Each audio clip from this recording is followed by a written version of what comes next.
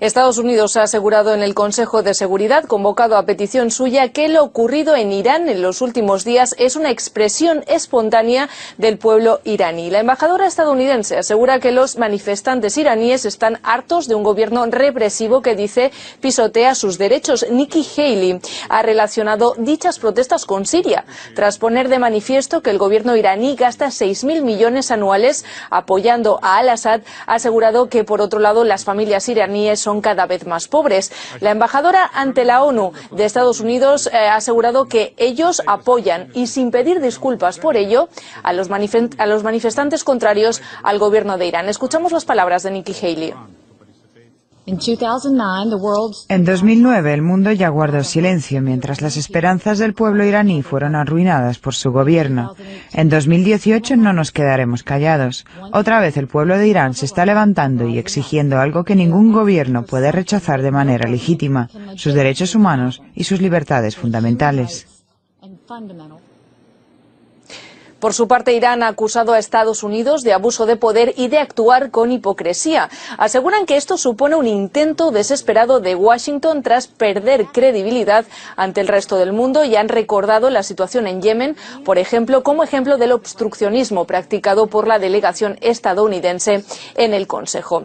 Respecto a las posiciones de otros miembros, especialmente dura ha sido la intervención de Rusia. Su representante ante la ONU ha acusado a Estados Unidos de abusar del Consejo de Seguridad, de socavar su autoridad como órgano encargado de mantener la paz y la seguridad y minar así su prestigio. Si seguimos la lógica estadounidense, ha asegurado, tendríamos que habernos reunido tras las protestas acontecidas en Ferguson o Missouri.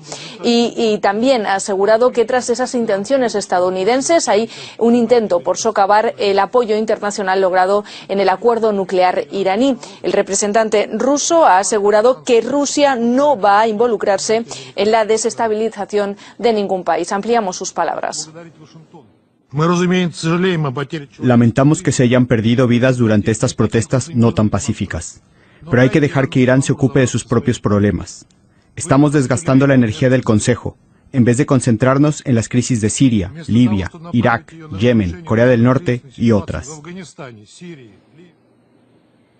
También en esta línea las delegaciones de Guinea Ecuatorial, Bolivia o Kuwait, por ejemplo. Esta última nación se ha mostrado en contra de cualquier tipo de injerencia y ha asegurado que la estabilidad de Irán es determinante para el resto de la región. Más sosegada, por ejemplo, Francia, que si bien ha expresado su preocupación ante la violencia en las protestas y han pedido a las autoridades moderación y respeto a las libertades fundamentales, también han aclarado que deben encontrarse medios para evitar tentaciones hegemónicas venidas del exterior. Además, han puesto énfasis en preservar el pacto nuclear. Escuchamos al representante de Francia.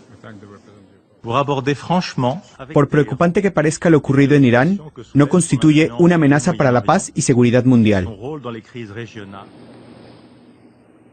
Las protestas multitudinarias iniciadas el pasado jueves en las principales ciudades iraníes se han cobrado hasta la fecha una veintena de víctimas mortales. La presidencia del Consejo ha dicho al inicio de este Consejo de Seguridad extraordinario que no están en condiciones de confirmar o de negar la autenticidad de las imágenes emitidas ni la magnitud de la violencia, pero que aseguran, según la información de la que disponen, ha sido la policía y no los militares quienes han respondido a las manifestaciones. También han apuntado que según Naciones Unidas, según las cifras de las que disponen, citando al Ministerio del Interior iraní, más de 1.000 personas han sido detenidas, aunque muchas de ellas ya han sido liberadas. También han destacado que las protestas más recientes han sido mucho más reducidas y, por el contrario, más numerosas las progubernamentales. Esta jornada, el Departamento del Tesoro de los Estados Unidos aprobará sanciones adicionales a Pyongyang, algo que supone elevarles el máximo nivel en un periodo de 2 semanas. Su objetivo es fortalecer su aislamiento internacional. Anteriormente, el presidente Donald Trump había anunciado la designación de Corea del Norte como Estado patrocinador del terrorismo. En la lista negra de los Estados Unidos están actualmente Irán, Siria y Sudán. Corea del Norte fue incluida en dicho listado en 1988, donde permaneció hasta el 2008. Luego de conocerse la noticia, el secretario de Estado norteamericano, Rex Tillerson, aseguró que Washington aún mantiene vivas las esperanzas de que las presiones económicas y diplomáticas puedan forzar al gobierno de Kim Jong-un en negociar un desarme nuclear. El jurista David Romero Díaz admite que antes de denunciar el apoyo del terrorismo internacional por parte de Pyongyang, Estados Unidos debería disponer de pruebas contundentes al respecto. Es algo normal de la agenda política internacional, de la estrategia política de Estados Unidos en ubicar a Corea del Norte dentro de ese famoso régimen del mal que apoya el terrorismo internacional. Lo que debería hacer Donald Trump es intentar poner sobre la mesa las pruebas con las que fundamenta esas acusaciones para que las otras naciones vean si es cierto o no es cierto que colabora con el terrorismo internacional Corea del Norte, o bien refutarlas. Creo que sería interesante que Rusia y la República Popular China, entre sus potencias regionales de la zona, intercediesen a favor de un diálogo y mediar e intentar congelar o intentar apaciguar esta crisis que ya llevamos casi medio año en ella. La suspensión simultánea del programa de armas nucleares y de misiles de Corea del Norte y de los ejercicios militares conjuntos entre Corea del Sur y Estados Unidos, promovida por China y Rusia, rechazada por Estados Unidos. Moscú cuestiona esa postura de Washington a la doble congelación sobre Pyongyang. Así se ha expresado el viceministro de Asuntos Exteriores ruso, Sergei Ryabkov. Además, el diplomático ha subrayado que está seguro de que las restricciones del Consejo de Seguridad y las sanciones unilaterales contra Corea del Norte no darán resultado. Ryabkov señala que tras la reciente reunión del organismo da la impresión de que los países occidentales prefieren la política de presión.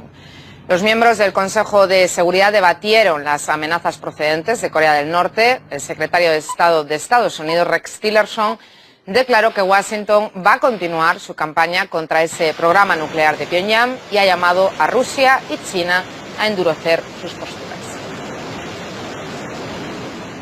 Precisamente hablamos sobre este asunto con el analista internacional y columnista Carlos Martínez. Hola Carlos, ¿cómo estás? Como vemos, Estados Unidos sigue aplicando esas medidas de presión, pero Corea del Norte insiste. ¿A qué pueden llevar estas discrepancias? Hola, buenas tardes ya en España. Pues yo creo que Corea del Norte lo que hace es una lectura de acontecimientos recientes en conflictos similares con Estados Unidos. Hay que recordar que el gobierno de Saddam Hussein o el de Gaddafi se desarmaron y abandonaron todas las armas de destrucción masiva antes precisamente de que fueran invadidos por Estados Unidos y sus aliados. Algo parecido también pasó con Siria. De forma que me imagino pondré en la mente del gobierno de Corea del Norte y pensará que si no amenazo con que tengo armas, en este caso nucleares, inmediatamente sería barrido este país del faz de la tierra. Con lo cual han optado por un pulso un poco desigual o muy desigual con Estados Unidos, y yo creo que Corea del Norte y Estados Unidos juegan, sobre todo Corea del Norte, como se dice, de farol, es decir, yo creo que dice que tiene más fuerza nuclear de la que realmente tiene, pero esto es lo que está provocando una escalada porque Estados Unidos y Corea del Sur tampoco dejan en hacer ejercicios militares justo en la frontera de Corea del Norte. Carlos, nadie tiene una varita mágica, pero ¿cuál sería el secreto para acabar con esta crisis? Pues precisamente la vía que ha propuesto tanto China como Rusia, hacer una pausa tanto en los ensayos balísticos como nucleares por parte de Corea del Norte y por parte de Estados Unidos y sus aliados parar los ejercicios militares justo en la frontera. Lo que estamos viendo es una escalada, por tanto hay que pararla y tiene que pararse por ambas partes. La postura de Estados Unidos de Rex Tillerson de afirmar que tiene que ser Corea del Norte la primera que debe dar el primer paso, yo creo que es una postura totalmente equivocada y fruto de la prepotencia de Estados Unidos.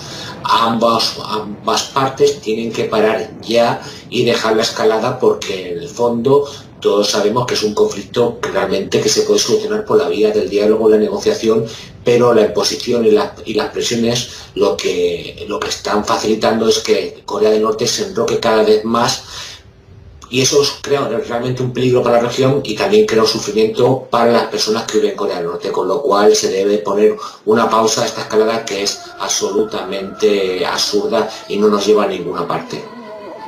Carlos, según tu valoración, ¿qué hay detrás de esa negativa de Estados Unidos a aplicar estas opciones que se le han mostrado? Yo creo que Estados Unidos ejerce una dictadura sobre el resto del mundo, o por lo menos lo pretende. Son pocos países los que son díscolos a su política exterior. Uno de ellos, el más significado, es Corea del Norte. Y yo creo que para mantener su prevalencia, para hacer valer su poder militar y económico, pues no conoce otra forma que la presión militar y la presión económica. Estados Unidos está poniendo sanciones que no son tales sanciones, sino porque son ilegales, se tiene que hacer a través del marco de la ONU y nos tiene que hacer saber a todo el resto de la humanidad que o nos plegamos a sus directrices o sufrimos sanciones o incluso la guerra. Yo creo que eso es una mala política de liderazgo y que en ocasiones, como pasa en Corea del Norte, se llegan a estancamientos o llegan a escaladas militares que realmente no favorecen a nadie, ni siquiera a Estados Unidos. Una península coreana destrozada por una guerra en la cual se usan armas nucleares no favorece ningún interés norteamericano y por supuesto no favorece a los propios coreanos, ni del norte ni del sur.